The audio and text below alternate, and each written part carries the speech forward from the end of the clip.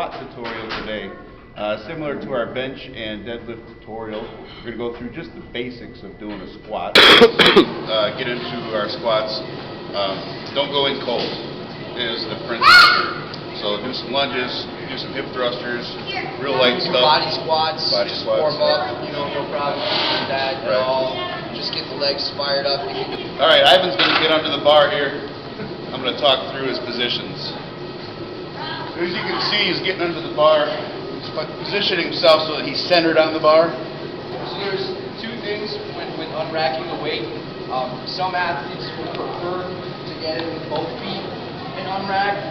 I like to get in a little different. I like to kind of have one foot back to give you less walking distance to get comfortable. So when I get in kind of like a lunge. Rack the weight, pick the bar up off the bar, or the rack height, and that way I'm closer to position. Yep. So as you can see, Ivan here, he's got the bar on off the rack and he's ready to squat. Before he squats, he's going to make sure to keep his core tight. His feet are lined up where he wants them, shoulder width apart, slightly angled out. So the weight stays on your heels as you go down in your squat and you come back up.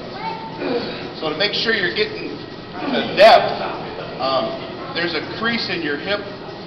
You're going to make sure they get that bend in the crease and you're going to break parallel. What that means is, as you see when he comes down, his thighs and his hamstrings are going to come just below his knees, so he's breaking that parallel plane. That way you know you're getting to the proper depth.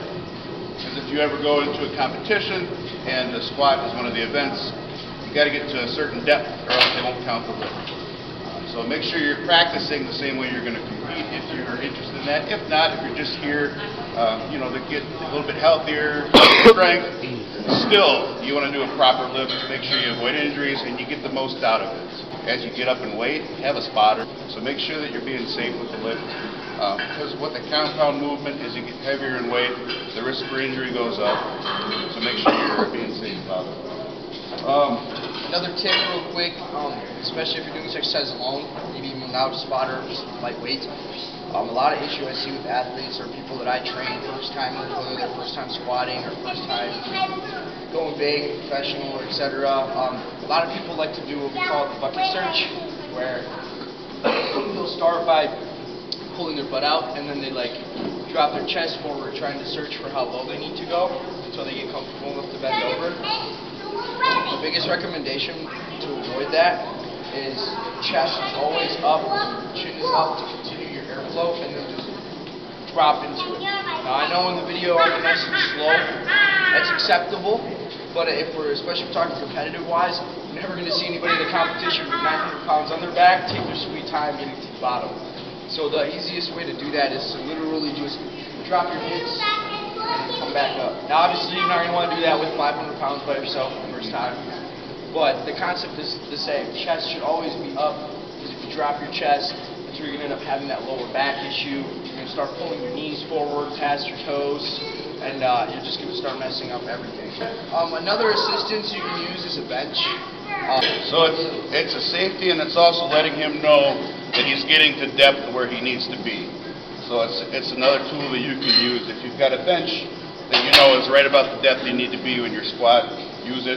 That'll give you a good tool. You get a good feel for the lift, so that when you lift without it, you'll already know what that feel is.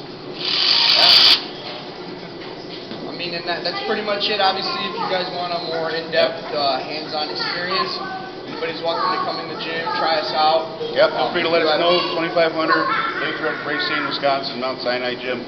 We're happy to go through and get more in detail with you guys. You kind of fine-tune it to yourselves, just like all the other lifts. You can fine-tune it to yourself, how you are as a lifter, how your body type is, your physicality. We've got different programs that you can run for strength training, conditioning, if you want to do definition work, all kinds of things, you name it. So feel free to let us know. Otherwise, stay tuned for more, and we'll have more stuff coming out.